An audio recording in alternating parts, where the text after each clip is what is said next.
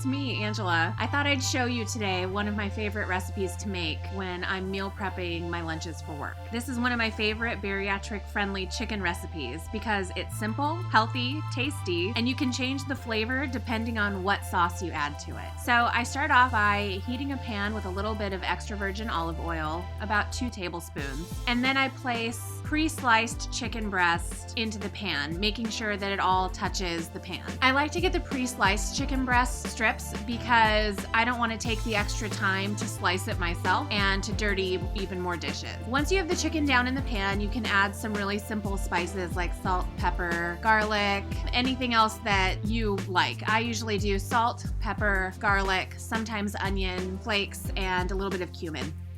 I cover the chicken so that it can cook all the way through, and I let it brown before I flip it over and then cover it again for a few more minutes.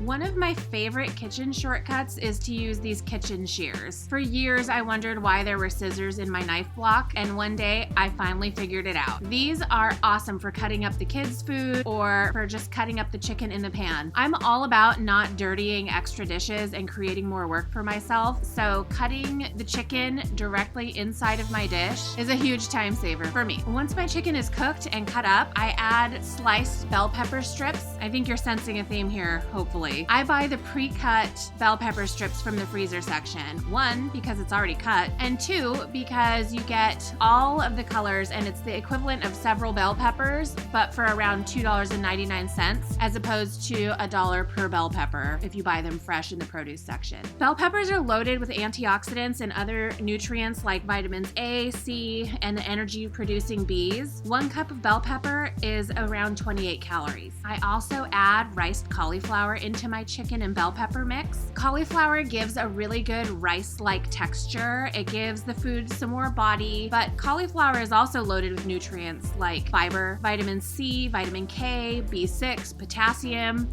and it only has 25 calories per cup, whereas brown rice has 218 calories per cup.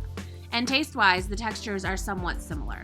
So I mix all of these together and create one dish where I then split it up into smaller dishes to take with me to work. I like to add the Thai red chili sauce on top of it, but you can add barbecue sauce, you can add any other topping that you want, but it's great. I reheat it for about a minute at work and it makes an excellent, filling, healthy, low-calorie, but nutrient-rich, high-protein meal.